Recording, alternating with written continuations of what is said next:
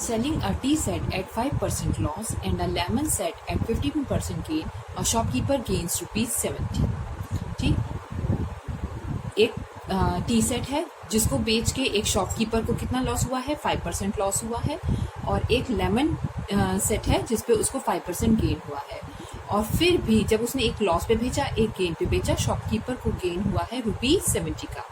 If he sells the TV set at 5% gain and tea set at 5% gain and the lemon set at 10% gain, he gains 130। और second case में अगर वो दोनों को ही 5% gain और यहाँ पे भी 10% गेन पे बेचेगा तो उसको कितना गेन होगा, ₹130। Find the cost price of lemon set. सिर्फ हमें लेमन सेट की क्या निकालनी है, कॉस्ट प्राइस निकालनी है। So let the cost price of tea set be ₹X and the cost price of lemon set be Y। So first condition क्या थी, जो लॉस होगा उसको हम माइनस मानेंगे। तो लेमन सेट कितने पे था, 15% प्रॉफिट, तो 15/100 माइनस 5% ऑफ किसका था, 5% of tea set, 5% of tea set, ठीक है, इज इक्वल टू 70। फिर भी उसको गेन हुआ था, तो इसको जब हम माइनस करेंगे तो ये हमारा क्या हो गया, 70। अब इसको सॉल्व कर लीजिए, ये दोनों डिनोमिनेटर में 100 है, एलसीएम लेंगे तो क्या आएगा 100, और 100 को इससे मल्टीप्लाई कर देंगे तो क्या हो जाएगा 7000। ये हो गया 15x minus 5x is equal to 7000। अब ये सारा जो है वो किसके टेबल में आ रहा है, 5 के टेबल में। 5 से डिवाइड कर लीजिए तो आपके पास इक्वेशन बन जाएगी 5 minus x is equal to 1400। ये हो गई हमारी पहली equation. Now according to the second condition, अब उसमें दोनों में गेन हुआ है, उसको एक 5% गेन हुआ है, दूसरा उसको 10% गेन हुआ है, ठीक है। दोनों गेन इकट्ठे करने के बाद उसको कितना प्रॉफिट हो रहा है, ₹130 का। अगेन ये एलसीएम लेंगे तो कितना हो जाएगा 100, और ये 100 को 130 से मल्टीप्लाई कर दीजिए, ये हो गया 13000, ये हो गया 5x plus 10y is equal to 13000। Again इस इक्वेशन को भी हम किससे डिवाइड कर देंगे, 5 से, तो हो गया x plus 2y is equal to 2600। अब हमारे पास दो इक्वेशन हो गए, 3y minus x is equal to 1400, x plus 2y is equal to 2600। अब इस इक्वेशन में ये x सेकेंड नंबर पे है, इसको हम फर्स्ट नंबर पे ले आएंगे, minus x plus 3y is equal to 1400, और second equation as it is उतार देंगे। अब ये माइनस एक्स है, x है, कैंसिल हो गया, ये हो गया 5y is equal to 4000, y is equal to 4000 upon 5 is equal to 800। So हमें y ही निकालना था। So the cost of lemon set is ₹800, और यही हमारा क्या है, आंसर है। Now question number 21, a person invested some amount at 12% simple interest and some other amount at 10% simple interest। एक आदमी के पास कुछ पैसा है, वो कुछ जो है वो 12% सिंपल इंटरेस्ट पे लगाता है और कुछ जो है वो 10% सिंपल इंटरेस्ट पे लगा देता है। ही रिसीव ईयरली इंटरेस्ट ₹1300, और दोनों का ही अमाउंट्स का उसको साल में कितना मिलता है, ₹1300। If he interchange the amount, माने जो अमाउंट उसने 12% पे लगाया अब उसको किस पे लगा दे, 10% पे, और जो 10% पे लगाया है उसको किस पे लगा दे, 12% पे। If he interchange the amount he would have receive ₹40 more as yearly interest. उसको ईयरली इंटरेस्ट पे 40 रुपए और ज़्यादा मिलेंगे, मतलब अगर 1300 है तो कितना मिलने लगेगा, 1340 मिलने लगेगा। How much did he invest at different rates, तो उसने कितना जो है वो डिफरेंट रेट्स पे लगाया है। Let the amount invested at 12% simple interest be X and the amount invested at the 10% simple interest be Y। दोनों को हमने X और Y मान लिया, ठीक है। अब जो भी अमाउंट हमने 12% पे लगाया है X है, और जो भी अमाउंट हमने Y पे लगाया है वो क्या है, 10% है, और उसका हमको यील्ड कितना मिल रहा है, 1300। अब दोनों के डिनोमिनेटर में 100 है, 100 को इससे मल्टीप्लाई कर दीजिए आप RHS में 1300 से। सो आपके पास इक्वेशन बचेगी 12x plus 10y is equal to 1,30,000। अब ये किसके टेबल से जा रहा है, ये पूरा 2 के टेबल से डिवाइड हो रहा है, इसको आप डिवाइड कर लीजिए तो आपकी इक्वेशन क्या बचेगी, 6x plus 5y is equal to 65,000। ये हो गई आपकी equation number 1। Now according to the second condition, अब आपने अमाउंट इंटरचेंज कर देना है। जो अब y के साथ था वो किसके साथ चला जाएगा, x के साथ, जो x के साथ है वो किसके साथ चला जाएगा, y के साथ, और आपको 40 रुपीज एक्स्ट्रा मिल रहे हैं पहले वाले इंटरेस्ट से। तो पहला वाला इंटरेस्ट कितना था, 1300, और उस पर 40 एक्स्ट्रा मिले तो हो गया 1340। अब वही यहाँ डिनोमिनेटर में क्या आएगा, 100, तो 100 को आप 1340 से मल्टीप्लाई कर लीजिए, ये हो गया 10x plus 12y is equal to 1,34,000। अब इसको भी हमने किससे डिवाइड कर लिया है, 2 से, तो इक्वेशन बन गई है 5x plus 6y is equal to 67,000। अब जो हमारे पास इक्वेशन 1 थी उसको हम किससे मल्टीप्लाई करेंगे, 6 से, और इक्वेशन 2 को किससे मल्टीप्लाई करेंगे, 5 से। सो फर्स्ट इक्वेशन क्या बन गई, 36x plus 30y is equal to 3,90,000, और दूसरी इक्वेशन इसको जब हमने 5 से मल्टीप्लाई किया तो ये क्या बन गया, 25x plus 30y is equal to 3,35,000। अब ये हम देख रहे हैं ये दोनों प्लस में है, तो अगर हम सेकेंड वाली इक्वेशन का निशान बदल दें तो ये कैंसिल हो जाएगा, तो हम क्या करेंगे, सब्ट्रैक्ट करेंगे। ठीक, जब हम इसको सब्ट्रैक्ट करेंगे तो 36 में से 25 गया, कितना बचा, 11x। 36 यहाँ बड़ा नंबर है तो ये प्लस में आएगा। 3,90,000 और 3,35,000, 3,90,000 बड़ा नंबर है, इसको माइनस करेंगे तो 55,000।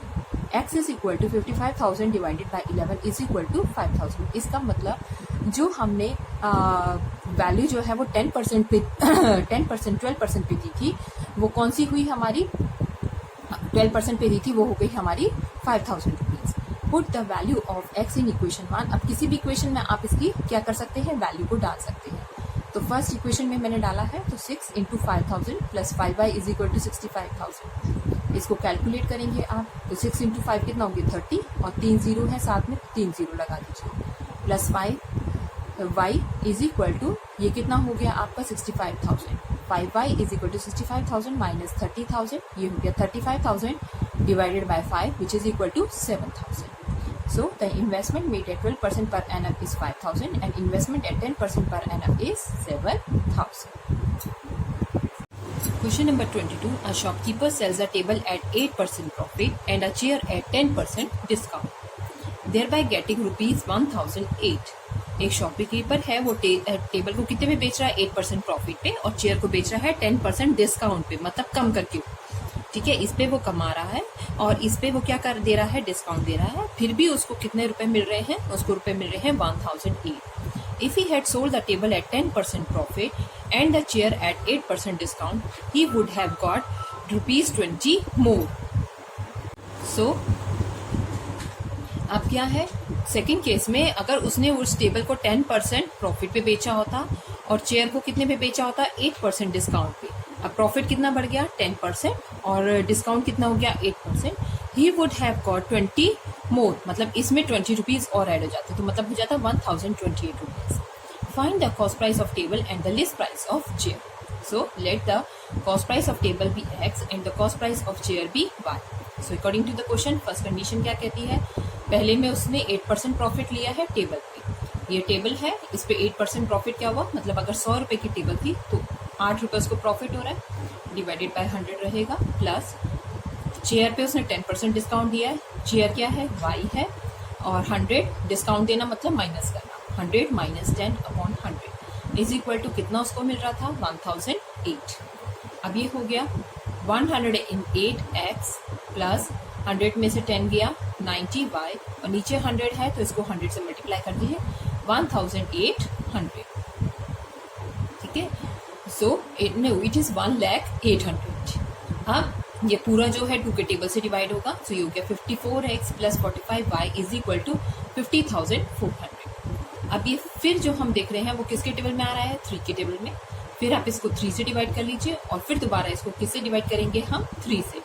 सो हमारे पास जो बिल्कुल सिंप्लीफाई करके आएगा वो क्या आएगा, 6x plus 5x 5y it is,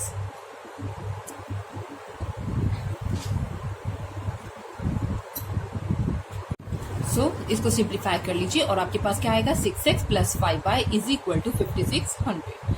ठीक है, अब हम दूसरी क्वेश्चन में वो क्या कह रहा था कि अब उसने जो टेबल को है वो किसने पे बेचा है, 10% प्रॉफिट पे, तो ये होगा 10% प्रॉफिट, और डिस्काउंट कितना हुआ चेयर पे, 8%। सो इट इज 100 प्लस 10, ये हो गया 110x, ये कितना हो गया, 100 में से 8 गया 92y, और नीचे जो 100 है वो पहले इसमें प्लस कर लीजिए क्योंकि उसने कहा है कि उसको 20 रुपीज मोर मिले थे, तो 1,008 प्लस 20 कितना हो जाएगा, 1,028, और ये 100 को इससे मल्टीप्लाई कर लीजिए। ठीक है, अब हम इसी क्वेश्चन को भी किससे डिवाइड करेंगे, 2 से। जब 2 से डिवाइड करेंगे तो ये कितना हो गया 55x plus 46y is equal to 51,400। अब हमारे पास दो इक्वेशंस यहाँ पे क्या हो चुकी है, तैयार हो चुकी है। ठीक है, दो इक्वेशंस तैयार हो चुकी है। अब हम इसको सॉल्व करते हैं। So now multiplying equation 1 by 55 and equation 2 by 6। ठीक है, तो हमारे पास क्या बन जाएगा, जब हम 1 को किससे मल्टीप्लाई कर रहे हैं 55 से, तो ये हो गया 330x। ऑब्वियसली ये 6x है, 55 है, तो इसको 55 से करेंगे, इसको 6 से करेंगे, ताकि x की टर्म्स क्या हो जाए, कैंसिल हो जाए। तो हो गया 330x plus 275y is equal to 3,08,000। अब हमने इसको 6 से किया है, तो ये हो गया 330x plus 276y is equal to 3,84,100। ठीक है, अब इसको आप क्या करेंगे, ये दोनों प्लस में है तो सपरेट करके ही होगा, ये कैंसिल हो गया।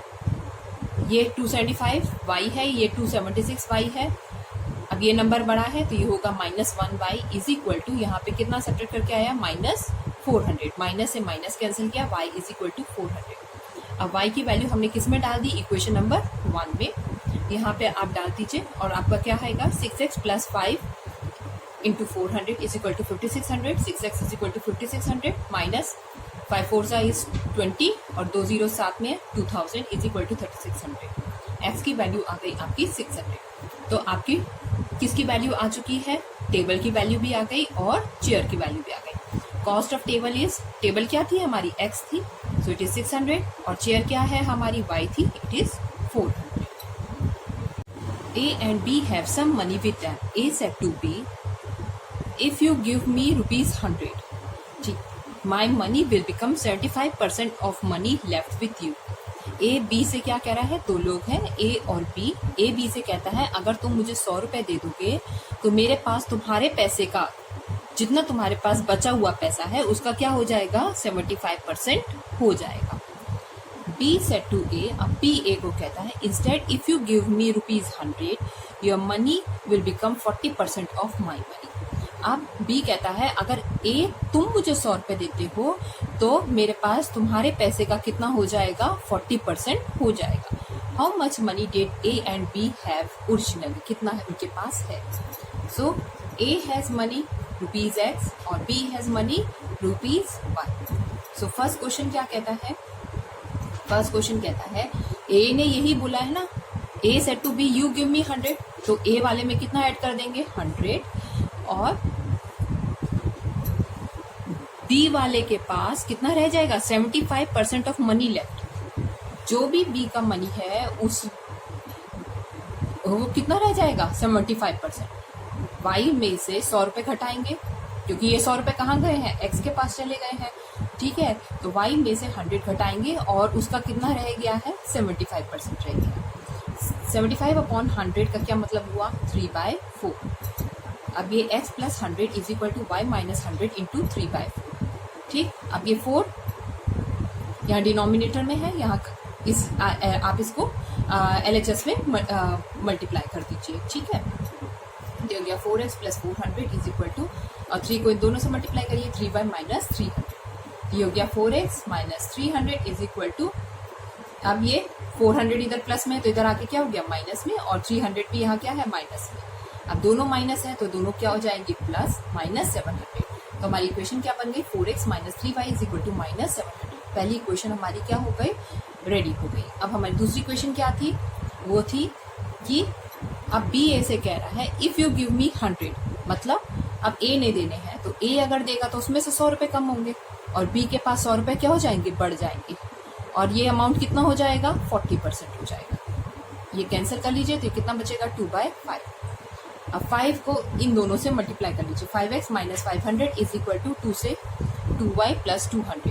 यहाँ पे क्या बना 5x minus 2y is equal to 200, minus 500 है, उधर जाके क्या हो गया plus 5x minus 2y is equal to 700। ये हमारी अब सेकेंड इक्वेशन क्या हो गई, तैयार हो गई। अब हम इन दोनों को सॉल्व करते हैं। अब हमारे पास दो इक्वेशन है, 4x minus 3y is equal to minus 700। ठीक है, और दूसरी क्या है 5x minus 2y is equal to 700। अब इसको हम किससे मल्टीप्लाई करेंगे, ठीक है, इसको हमने किसे इक्वेशन 1/2, हम इसको 2 से मल्टीप्लाई करेंगे और इसको हम किससे मल्टीप्लाई करेंगे 3 से। तो ये हो गया 8x minus 6y is equal to minus 1400, और यहाँ पे क्या हो गया 15x minus 6y is equal to 2100। अब यहाँ देख रहे हैं ये दोनों निशान माइनस है, तो अगर इसको हम प्लस कर दें तो ये कैंसिल हो जाएगा। तो निशान हम साइन अपोजिट करेंगे, ये प्लस है तो माइनस, माइनस है तो प्लस, और ये प्लस है तो माइनस। अब यहाँ पे 15 का निशान क्या हो गया माइनस, तो यहाँ पे आएगा माइनस 7x, और ये दोनों माइनस के हो गए तो माइनस 3500। एक्स के लिए सॉल्व करेंगे तो हमारा कितना आ गया 500। अब इसको आप किसी भी इक्वेशन में डाल सकते हैं, इस इक्वेशन में डाला गया है तो इसकी वैल्यू हमने निकाली है 4 into 500 minus 3y is equal to minus 700। 2000 minus 3y is equal to minus 700। अब अगर ये यहाँ पे रहता तो यहाँ क्या होता माइनस 3y माइनस 700 माइनस 2000, तो सबके माइनस निशान कैंसिल कर दिए हैं, सो इसलिए सब प्लस में लिखा गया है।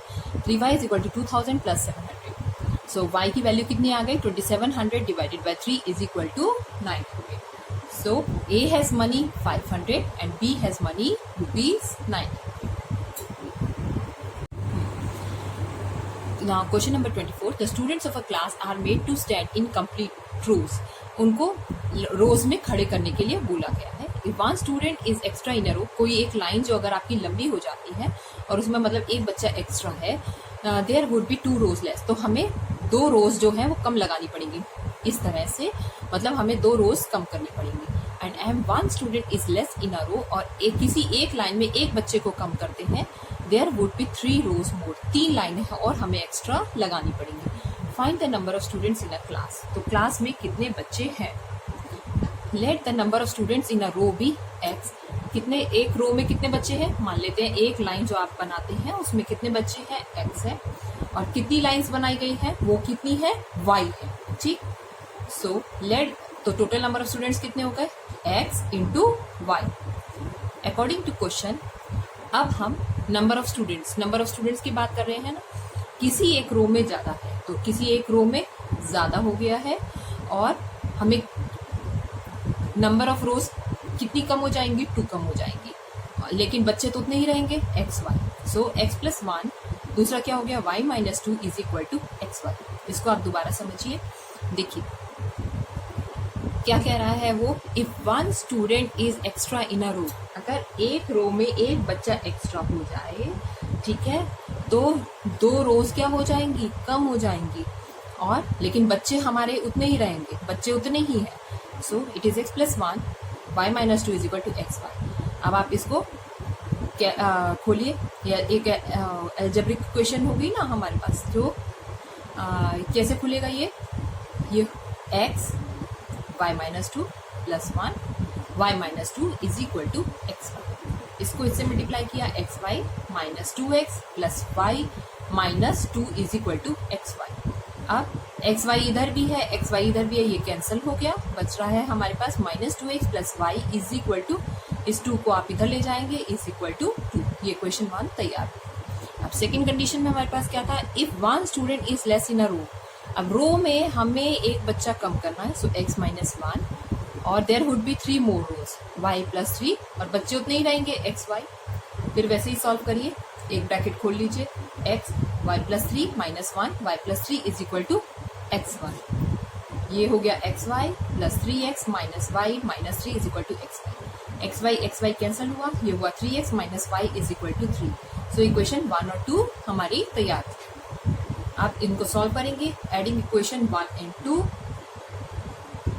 ये हो गया minus 2x plus y is equal to 2, और दूसरी कितनी है 3x minus y is equal to 3। ये प्लस वाई है माइनस वाई है, कैंसिल हो गया, ये माइनस 2x है प्लस 3x है, तो कितना बचेगा 1x, और 3 का निशान बढ़ाए तो प्लस 1x, 2 प्लस 3 दोनों प्लस में है, ये हो गया 5। सो x की वैल्यू आपकी 5 आ गई। Putting the value of x in equation 1, हमने इस इक्वेशन में डाला है minus 2x plus y is equal to 2, minus 2 into 5 कितना हो गया 10, plus y is equal to 2, y is equal to 2 plus 10 is equal to 12, ठीक है। तो अब हमारे पास नंबर ऑफ स्टूडेंट्स कितने हो जा रहे हैं, हमारे जो नंबर ऑफ स्टूडेंट्स हैं वो है, number of students is x y, तो x की वैल्यू कितनी है 5 और y की वैल्यू कितनी है 12, it is 60। Question number 25, a jeweller has bars of 18 carat gold and 12 carat gold. 2 तरह के उसके पास सोने के बार्स हैं। एक है 18 कैरेट गोल्ड का, एक है 12 कैरेट गोल्ड का। How much of each must be melted together to obtain a bar of 16 carat gold weighing 120 grams. इन दोनों को वो मिक्स करना चाहता है और 16 कैरेट गोल्ड बनाना चाहता है जिसका मेजर कितना हो 120 ग्राम्स। प्योर गोल्ड कितना होता है 24 कैरेट का होता है। ठीक है, तो अब इसको हम कैसे सॉल्व करेंगे। Let the quantity of the 18 carat gold be x grams and the quantity of 12 carat gold be y grams. ठीक, अब पहली बात में इन दोनों का टोटल करके कितना वेट है, कितना बनाना है उसको 120 ग्राम्स। तो x plus y is 120। Okay, now pure gold is 24 carat, तो प्योरिटी ऑफ 18 कैरेट गोल्ड कितनी हो गई 18/24 इंटू 100%। इसको कैंसिल करेंगे तो 3/4 of 100% it is 75%। Purity of 12 carat gold is 12/24 into 100% it is half of 100% it is 50%। हमने इसको मतलब ये 20 जो प्योर गोल्ड होता है बच्चों वो 24 कैरेट का होता है, तो 18 कैरेट गोल्ड कितना प्योर हुआ 75% और 12 कैरेट गोल्ड कितना प्योर होता है 50%। सो प्योरिटी ऑफ 16 कैरेट गोल्ड हमारी कितनी हो गई 16/24 into 100 it is 2/3 of 100% it is 200/3%। ठीक है, और सेकंड कंडीशन क्या है कि जो हमारा 18 कैरेट गोल्ड जो कि 75% प्योर है, ठीक है 75% प्योर है, और जो हमारा 12 कैरेट गोल्ड है जो कि हमारा 50% प्योर है, इन दोनों को अगर हम मिक्स करेंगे तो हमको कितना चाहिए 120 चाहिए, और जो 16 कैरेट गोल्ड है वो कितना प्योर है 200/3। अब इसको सॉल्व कीजिए, 3 को 120 से काट दिया, यहाँ क्या बचा 40, 2 4 8 हुआ, यहाँ पे कितना हो गया 8000। तो हमारे पास इक्वेशन है 75x plus 50y is equal to 8000। अब इसको पूरे को 25 से डिवाइड करेंगे, ये हो गया 3x plus 2y is equal to 320। ठीक, ये हमारी कौन सी बन गई इक्वेशन नंबर 2 बन गई। इक्वेशन 1 क्या थी x plus y is equal to 120, और ये हमारी इक्वेशन 2 है। अब इसको कंपेयर करें तो हम फर्स्ट इक्वेशन ये वाली फर्स्ट इक्वेशन को अगर हम 3 से मल्टीप्लाई कर दें तो ये सॉल्व हो जाएगी। तो हम इक्वेशन 1 को 3 से मल्टीप्लाई करते हैं, ये हो गया 3x plus 3y is equal to 360 degree. ये हमारी हो गई इक्वेशन 1, ठीक है, जिसको मैंने इक्वेशन 3 बना दिया है, और इसके ऊपर इसके नीचे हमने लिखा है second equation 3x plus 2y is equal to 320। अब माइनस साइन, y की वैल्यू कितनी आ गई 40। अब किसी भी इक्वेशन में आप रख के x की वैल्यू निकालेंगे, तो मैंने इसको डाला है इक्वेशन 1 में x plus y is equal to 120, x is equal to 120 minus y, x is equal to 120 minus 40 is equal to 80। So quantity of 18 carat gold be 80 grams and the quantity of 12 carat gold be 40 grams। यही हमारा answer है। Question number 26, A and B together can do a piece of work in 15 days। मतलब दो लोग हैं A और B, और वो दोनों मिलके जो काम को है वो कितने दिन में खत्म कर रहे हैं 15 डेज में। If A's 1 day work is 1.5 times the 1 day's work of B, मतलब A जो है वो B से 1.5 टाइम्स ज्यादा काम कर ले रहा है। Find in how many days will each do the work. मतलब एक दिन में हर कोई ए कितने दिन में काम करता है, अगर ए को वो सारा काम अकेले दे दिया जाए वो कितने दिन में करेगा, बी को वो काम दे दिया जाए तो वो कितने दिन में करेगा, ये हमको फाइंड आउट करना है। Let A's 1 day work be x, B's 1 day work be y. So according to the question x जो है वो y का कितना गुना काम करता है 1.5 times, so it is 3/2 of y। 2 आपका LHS में चला गया, ये हो गया 2x is equal to 3y, और इक्वेशन क्या बन गई 2x minus 3y is equal to 0। ये हमने इक्वेशन नंबर 1 हो गया। ठीक है, और ये लोग दोनों मिलके कितने दिन में काम खत्म करते हैं 15 डेज में, और x और y जो है अगर मिल जाए तो 15 डेज में पूरा काम खत्म करते हैं। तो ये तो 1 डे वर्क है ना, 1 डे वर्क ऑफ x और 1 डे वर्क ऑफ y कितना होगा 1/15 होगा। ठीक, अब 15 को आप x प्लस वाई से मल्टीप्लाई करिए, 15x plus 15y is equal to 1। ये हमारी क्वेश्चन नंबर 2 हो गई। अब दोनों को हम कंपेयर करें, ये 15x है, ये 2x है, ये 15y है, ये 3y है, तो ऑब्वियसली इस वाली इक्वेशन को हम किससे मल्टीप्लाई कर दें 5 से। सो हमने इक्वेशन 1 को किससे मल्टीप्लाई किया है 5 से। ये बन गई हमारी 10x minus 15y is equal to 0, और इक्वेशन 2 को हमने एज इट इज रख लिया है। ठीक है, अब हम इसको क्या करेंगे सॉल्व करेंगे। सो हमारी इक्वेशंस क्या बन गई जब हमने इस इक्वेशन को हमने किससे मल्टीप्लाई करा है 5 से, तो ये क्या बन गया 10x minus 15y is equal to 0 और इक्वेशन 2 हमने एज इट इज रखी। माइनस 15y है plus 15y as it is cancel हो गया, ये हो गया 25x is equal to 0 plus 1 is 1, x क्या हो गया 1/25। आप putting the value of x which is 1/25 in equation 1, तो यहाँ पे क्या हो गया 2 into 1/25 minus 3y is equal to 0, cancel करिए, या नहीं यहाँ कैंसिल कुछ नहीं हो रहा है, तो ये हो गया 2/25 इज इक्वल टू 3y को आप इधर ले जाइए RHS में, तो ये प्लस में हो जाएगा इज इक्वल टू 3y। अब 3b डिनोमिनेटर में आ गया, ये हो गया 2/75 is equal to y। So A's 1 day work is क्या है x कितना है 1/25। एक दिन में वो कितना काम करेगा, मतलब 25 डेज, वैसे अगर वो अकेले काम करे तो 25 डेज तक काम करेगा, तो 1/25 है, तो फुल डे वर्क कितना हो गया, मतलब वो पूरा काम कितने दिनों में खत्म करेगा 25 डेज में। इसी तरह से B जो है उसका 1 डे वर्क कितना निकल के आ रहा है 2/75, और कंप्लीट वर्क किसमें करेगा, इसको रिवर्स कर देते हैं बच्चों, तो ये कितना हो जाता है 75/2 विच इज 37 1.5 डेज। यही हमारा आंसर है। Question number 27, 2 men and 5 women can do a piece of work in 4 days। 2 आदमी और 5 वुमेन जो है मिलके कितने दिन में काम खत्म कर रहे हैं 4 डेज में। while 1 man and 1 woman can finish it in 12 days, how long will it take for 1 man to do the work। एक आदमी यही सारा काम कितने दिन में खत्म करेगा, मतलब पहले तो मैन और वुमेन मिलके काम कर रहे हैं, लेकिन जो हमें आंसर देना है वो सिर्फ मैन के लिए देना है। So let 1 man takes x days to do the work and 1 woman takes y days to do the work। मतलब पूरा काम जो है वो x days में जाएगा और पूरा काम जो है वो y days में जाएगा। और अगर एक दिन का निकालना होगा तो क्या हो जाएगा 1/x, और एक दिन का वुमेन का निकालना होगा तो 1/y। So the amount of work done by 1 man in 1 day is 1/x and the amount of work done by 1 woman in 1 day is 1/y। According to question, first क्या है 1 डे वर्क कितना है 1/x, अगर 2 लोग हैं तो कितना हो जाएगा 2/x। 1 डे वर्क वुमेन का कितना है 1/y, और 5 वुमेन काम करेंगी तो कितना हो जाएगा 5/y। और ये 4 दिन में काम खत्म कर रहे हैं, तो एक दिन का काम कितना खत्म हो गया 1/4। ये हमारी पहली क्वेश्चन तैयार हो गई।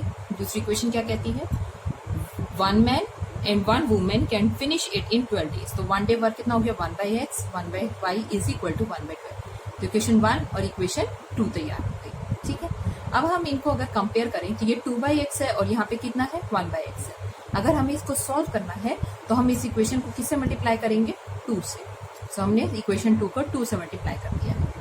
Equation 1 2/x plus 5/y is equal to 1/4, और ये क्या हो गया 2/x plus 2/y is equal to 2/12। अब ये प्लस है तो हम सब्ट्रैक्ट का निशान देंगे, plus plus subtract plus plus subtract, ये कैंसिल हो गया। हमारे पास क्या बचा 5/y माइनस 2/y, ये माइनस का निशान हो गया ना, इज इक्वल टू 1/4 माइनस 2/12। ठीक, so 5/y minus 2/y is equal to 1/4 minus 2/12। अब यहाँ पे हम एलसीएम ले रहे हैं y 5 माइनस 2, यहाँ एलसीएम क्या बना 12, 4 के टेबल में 12 कब आया 3 टाइम्स, 3 माइनस 2 अपॉन 12। यहाँ से आपका LHS से आया 3y इज इक्वल टू 1/12। अब y के लिए सॉल्व करेंगे, y इज इक्वल टू 12 3 सा 36, तो y की वैल्यू हमारे पास 36 आ गई है। इसको हमने किस में डाला है इक्वेशन नंबर 2 में। Equation number 2 1/x is equal to ये हो गया 1/12, y को आप उधर ले गए हैं माइनस 1/y, 1/12 माइनस 1/36। 12 और 36 का एलसीएम कितना आएगा 36। 12 के टेबल में 36 कब आया 3 times minus 1, 3 minus 1 is 2/36. It is equal to 1/18. So 1/x is equal to 1/18 and x is equal to 18. So man का वर्क किससे शो हो रहा था x से, so 1 man can do the work in 80 days. Question number 28. A train covered a certain distance at a uniform speed. If the train had been 30 km per hour faster, it would have taken 2 hours less than the scheduled time. एक train को कुछ एक distance जो है जो specified है उतना cover करना है, ठीक है, वो यूनिफॉर्म स्पीड से चल रही है। लेकिन अगर ट्रेन की speed 30 kilometre per hour fast कर दी जाए तो उसको जो टाइम है जो ट्रेन को जो वो डिस्टेंस कवर करना है, वो टाइम जो है वो कितना कम हो जाएगा, 2 आवर्स कम हो जाएगा। If the train were slower by 15 kilometre per hour it would have taken 2 hours more. और अगर उसकी स्पीड 15 किलोमीटर प्रति आवर कम कर दी जाए, मतलब ट्रेन को स्लो कर दिया जाए, तो वो 2 घंटे ज़्यादा लेगी वहाँ पहुँचने के लिए। Find the length of the journey, आपको बताना है कि वो डिस्टेंस कितना है जो उसको कवर करना है। Let the actual speed of the train be x kilometre per hour. जो ट्रेन जिस स्पीड से चल रही है वो कौन सी है, x किलोमीटर पर आवर। और शेड्यूल टाइम कितना है, मान लेते हैं वो ट्रेन जो है वो y आवर्स लेती है वहां तक पहुंचने के लिए, और वो x की स्पीड से चल रही है। तो डिस्टेंस ऑफ द जर्नी क्या होगा, ये स्पीड है, ये टाइम है, तो distance is speed into time which is xy, मतलब इतना जो है उसको डिस्टेंस कवर करना है। सो फर्स्ट कंडीशन क्या थी, हमने उसकी स्पीड कितनी बढ़ाई थी, 30 किलोमीटर्स, और टाइम कितना कम ले रही थी वो 2 आवर्स, और डिस्टेंस तो जर्नी का उतना ही रहेगा xy।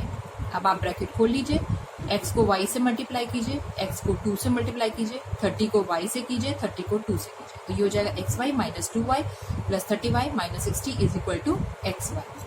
आप xy आपका LHS में भी है, RHS में भी है, इसको कैंसिल कीजिए, तो ये हो गया आपका minus 2x plus 30y is equal to 60, और 2 के टेबल से डिवाइड कीजिए, minus x plus 15y is equal to 60। ये हो गई आपकी इक्वेशन 1। सेकेंड कंडीशन क्या थी, अब ट्रेन की स्पीड को हमने 15 आवर्स स्लोअर किया है, तो x माइनस 15, और डिस्टेंस में वो टाइम में उसको 2 घंटे ज़्यादा लगेंगे, तो y plus 2 is equal to, journey तो उतनी ही है xy। अब ब्रैकेट को वैसे ही खोलिए, x को y से, x को 2 से, 15 को y से, 15 को 2 से, तो आपका क्या बन गया, xy minus 15y plus 2x minus 30 is equal to xy। ठीक है, xy इधर भी है और xy उधर भी है, दोनों तरफ से क्या हो जाएगा, ये कैंसिल हो जाएगा, और जो इक्वेशन आपकी बनेगी वो क्या बनेगी, 2x minus 15y, 2x minus 15y is equal to 30। ये हो गई हमारी इक्वेशन नंबर 2, और इसको ये हमारी ये इक्वेशन 2 हो गई, और ये हमारी इक्वेशन क्या है, 1 है। अब इसको हम क्या करेंगे, सॉल्व करेंगे।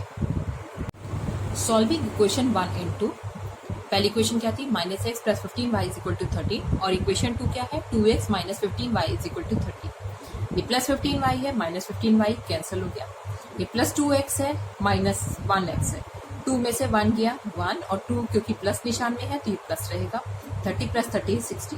सो x की वैल्यू 60 आ गई। Putting the value of x in equation 1, minus x plus 15y is equal to 30, minus x है, RHS में ले जाएंगे तो प्लस एक्स हो गया, 15y is equal to 30 plus x is 30 plus 60 it is 90, और y की कैलकुलेशन करेंगे तो कितना आ गया, 6। So distance of the journey is xy, x की वैल्यू आपने कितनी निकाली थी, 60, y की वैल्यू थी 6, 60 इंटू 6 हो गई आपकी 360 किलोमीटर। यही आपका आंसर है। अब वो take 2 hours to go 40 kilometre down the stream and it returns in 4 hours। ठीक है, डाउन स्ट्रीम होता है जब बच्चों जब बोट जो है वो नदी के प्रवाह में चलती है। ठीक है, तो जब जैसे जिस तरफ नदी फ्लो कर रही होती है, अगर उस तरफ उसी डायरेक्शन में बोट फ्लो करे तो टाइम कम लगता है। तो बोट कितना टाइम ले रही है, 2 hours ले रही है to go 40 kilometres down the stream and returns in 4 hours। और जब वो वापस आएगी तो ऑब्वियसली पानी की डायरेक्शन और है, बोट की डायरेक्शन और है, तो वो कितना ले रही है, 4 hours ले रही है। Find the speed of the boat in still water. आपको स्पीड ऑफ द बोट बताती है स्टिल वाटर में, मतलब अगर पानी रुका रहे, कहीं की डायरेक्शन में फ्लो ना कर रहा हो, तो आपको बताना है find the speed of boat in still water and speed of the stream, और पानी किस स्पीड से फ्लो कर रहा है। Let the speed of the boat in still water be x and the speed of the stream be y kilometre per hour. Speed of the boat in downstream, वही मैंने बताया कि अगर जिस डायरेक्शन में वाटर होता है उस डायरेक्शन में अगर बोट जाए तो स्पीड बढ़ जाती है। तो स्पीड क्या हो जाएगी, स्टिल वाटर में है x और पानी की स्पीड कितनी है, y, तो ये x प्लस y हो गया। Speed of boat in upstream, अगर पानी की डायरेक्शन और बोट की डायरेक्शन अलग हो तो ये हो जाएगा x minus y kilometre per hour. Distance is speed into time. ठीक है, so according to the question first में क्या है आपको कितना लग रहा है, डाउन स्ट्रीम जाने में लग रहा है 40 किलोमीटर इज इक्वल टू, क्योंकि डाउन स्ट्रीम है, सो डिस्टेंस कितना होगा, डिस्टेंस इज 40, स्पीड कितनी जा रही है x प्लस वाई, और टाइम कितना लग रहा है आपको 2 hours लग रहा है। So 40 upon 2 is equal to x plus y, ये हो गया 20 is equal to x plus y. ये पहली इक्वेशन तैयार। सेकेंड इक्वेशन क्या है, आपका डिस्टेंस उतना ही है, डिस्टेंस आपको 40 किलोमीटर ही जाना है। अब आप जो जा रहे हैं वो कितना है, इट टेक्स 4 आवर्स। जब आप वापिस आ रहे हैं तो 4 आवर्स ले रहे हैं, ठीक है, तो 4 आवर्स ले रहे हैं, तो यहाँ पे कितना हो गया, 40 is equal to x minus y into 4। 40 upon 4 is equal to x minus y. इसको सॉल्व करिए तो 10 is equal to x minus y. ये क्वेश्चन 2 तैयार हो गई। अब हम दोनों इक्वेशंस को क्या करेंगे, सॉल्व करेंगे। X plus y is equal to 20 and x minus y is equal to 10। जब आप इसको सॉल्व करेंगे तो प्लस से वाई है, प्लस माइनस वाई है, कैंसिल हो गया, ये हो गया 2x is equal to 30, x is equal to 15। Putting the value of x in equation 1, 20 is equal to x plus y, y is equal to 20 minus x, so it is 20 minus 15 is equal to 5। तो y कितना आ गया 5 और x कितना है 15। Speed of the boat in still water, ठीक है, वो क्या थी हमारी x थी, वो है हमारा 50 किलोमीटर पर आवर। और स्पीड ऑफ द स्ट्रीम, पानी की स्पीड क्या है, it is 5 kilometre per hour. A boat sails a distance of 44 kilometre in 4 hours with the current. Means अगर जिस डायरेक्शन में नदी बह रही है उसी डायरेक्शन में अगर बोट चले तो वो डिस्टेंस ऑफ 44 किलोमीटर कितने देर में ले रही है, 4 आवर्स में। If it takes 4 hours 48 minutes longer to cover the same distance against the current. अगर जिस डायरेक्शन में नदी बह रही है उस अपोजिट डायरेक्शन में अगर बोट चले, ठीक है, तो it takes 4 hours 48 minutes longer. उसी डिस्टेंस को कवर करने में उसको मतलब इतना ज्यादा टाइम लग जाएगा, 48 मिनट्स और लग जाएंगे। You have to find the speed of the boat in still water and the speed of the current. So let the speed of the boat in still water be x kilometer per hour and the speed of the current be y kilometer per hour. Speed of the boat in direction of the current या downstream जिसको हम बोलते हैं उसमें speed plus करते हैं x plus y, और speed of the boat against the current upstream करेंगे तो x minus y kilometre per hour. So distance is equal to speed into time. Distance कितना है, वो फिक्स है हमारा 44, और जब हम किस में जा रहे हैं, डाउनस्ट्रीम जा रहे हैं x प्लस वाई, तो हम कितना टाइम ले रहे हैं, सिर्फ 4 hours. 44 upon 4 is equal to x plus y, 11 is equal to x plus y. ये क्वेश्चन नंबर 1। नाउ अब सेकेंड पार्ट में हमारे पास क्या है, डिस्टेंस उतना ही है 44, और अब जो है वो हम अपस्ट्रीम जा रहे हैं, ठीक है, ये हो गया x माइनस वाई, और हम जो पहले हमारा जो डाउनस्ट्रीम में हमारा टाइम था 4 आवर्स, उससे हम कितना ज़्यादा ले रहे हैं, 4 आवर्स 48 मिनट्स। इस मिनट्स को आप आवर्स में कन्वर्ट कर लीजिए तो ये हो जाएगा 48 upon 60। 44 is equal to x minus y. जब हम इसको 12 के टेबल से काटेंगे तो यहाँ क्या बचेगा, 4/5, और यहाँ क्या है 4। तो अब इसको सॉल्व करिए, 5 इंटू 4 कितना हो गया 20, 20 plus 4 is 24, 24 upon 5 plus 4 upon 1। अब यहाँ हम एलसीएम ले लेंगे, 5 ये हो गया 24 और 5, ठीक है, 1 के टेबल में 5 को 5 टाइम्स, तो ये हो गया 20। तो 44 is equal to x minus y into 24 plus 20 upon 5। अब जब ये हम इसको सॉल्व करेंगे 24 प्लस 20 अपॉन 5 को, तो ये कितना हो जाएगा 44 अपॉन 5, ठीक। अब ये नंबर्स जो है हम एक तरफ ले लेंगे, एलएचएस में चले जाएगा, ये हो गया 44 इंटू 5, और 44 कहाँ आ गया, नीचे डिनोमिनेटर में, 44 से 44 कटा, 5 is equal to x minus y. ये हमारी इक्वेशन नंबर 2 क्या हो गई, तैयार हो गई। अब सॉल्विंग इक्वेशन 1 एंड 2। पहली इक्वेशन क्या थी, x plus y is equal to 11। दूसरी इक्वेशन क्या है, x minus y is equal to 5। Plus y से माइनस वाई गया, ये हो गया 2x is equal to 16। X कितना हो गया 16 अपॉन 2 विच इज 8। अब किसी भी इक्वेशन में आप इस x की वैल्यू को पुट करिए। सो हमने इक्वेशन नंबर 1 में डाला है, x plus y is equal to 11, y is equal to 11 minus x, it is 3। The speed of the boat in still water is x, which is 8 km per hour. Speed of the current be y, which is 3 km per hour. Question number 31. An aeroplane flies 1680 km with a head wind in 3.5 hours.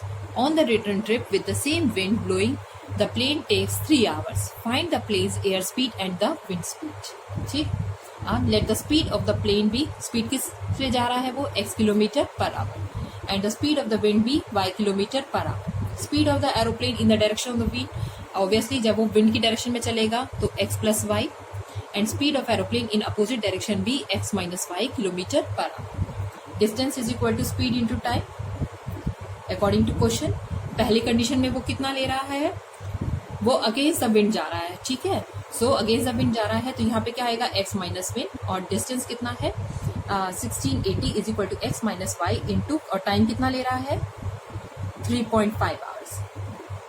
Solve करिए, x y इधर ले आइए, x minus y is equal to ये कितना हो गया 1680 upon 3.5। इसका decimal हटाएंगे तो 10 कहाँ आएगा, ऊपर आएगा। इसको सॉल्व करिए तो x minus y is equal to 480 हो गया। ये हमारी इक्वेशन नंबर 1 हो गई। अब इक्वेशन नंबर 2, डिस्टेंस उतना ही होगा 1680, अब वो विंड की डायरेक्शन में ही फ्लो कर रहा है तो x प्लस वाई, और कितना टाइम लेगा 3, 1680 अपॉन 3 इट इज 560, और x प्लस वाई, ये हो गई हमारी इक्वेशन नंबर 2।